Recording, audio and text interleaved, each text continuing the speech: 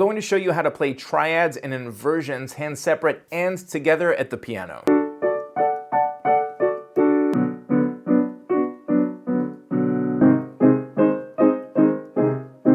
And as always, we're going to make it as simple as possible. If you're new here, welcome to the channel. My name's Jonathan Roberts, and here at the South Shore Piano School YouTube channel, we provide tutorials and lessons just like this to make otherwise daunting and complicated tasks like playing fluent chords and inversions much more simple and practical so that you can get to playing right away. Now let's talk about triads and inversions. To figure out the triad to begin with, major or minor, you're just going to take 1, 3, and 5 of the respective major or minor scale. So in other words, a C major triad would be 1, 3, and 5 of the C major scale. G minor triad would be 1, 3, and 5 of the G minor scale.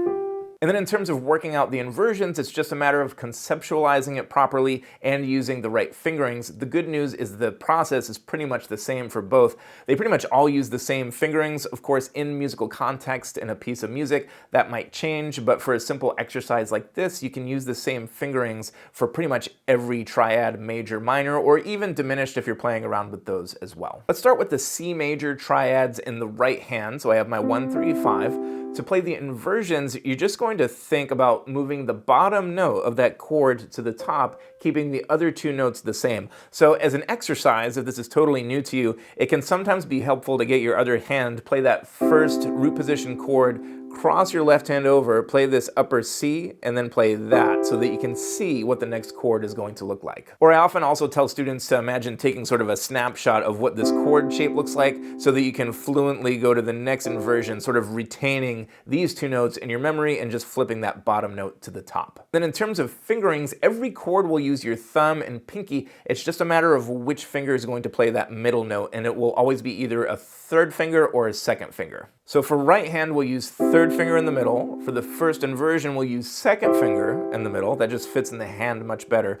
Next, we're gonna flip this E up to the top. So this inversion will use 1, 3, 5. And then if I invert that one more time, bringing the G up to the top, I'm exactly 1 octave higher from where I started in root position. And then I just follow that same process in reverse, bringing the top note down.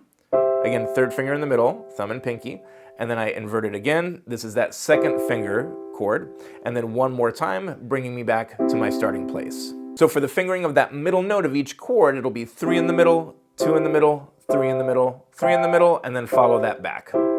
And that will work with any other key. 3, 2, 3, 3, 3, 2, 3, or 3, 2, 3, 3, 3, 2, 3, again referring to the finger that I'm using to play the middle note of each chord. Left hand's the same idea, but we're going to use that second finger in a different place. So in the key of C major, or with the C major triad, I'll start with 5, 3, 1, and then for the first inversion, I'll still use 3 in the middle here, and then it's for the second inversion, I'll use that second finger, again because it's spaced out nicely with the fingers, and then one more, 3 in the middle for root position, and then following that back, 2, 3, 3.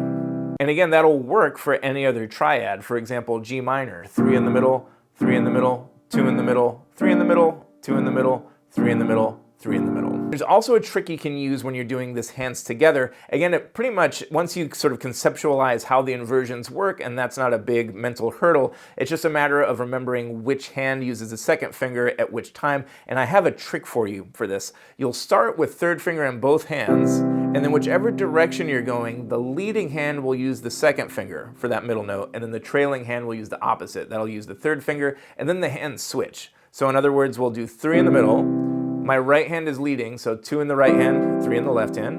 And then for the next one, that'll switch. 2 in the left hand, 3 in the right hand. And then I'm back to 3s in both hands. I can follow those same rules coming back, except now my left hand is my leading hand. So I have my root position, leading hand, second finger, which means the opposite hand will use the third finger, switch, and then back to third finger in both hands. I'll show you another example. Say we're doing this in G minor. 3 in both hands, 2 in the right hand, 2 in the left hand, 3 in both hands, 2 in the left hand, 2 in the right hand, 3 in both hands. Give it a try with some triads and let me know how it goes in the comments below. And if you enjoyed this, be sure to subscribe so that you're the first to see new content, tutorials, and lessons just like this. Thanks for watching, and I'll see you in the next video.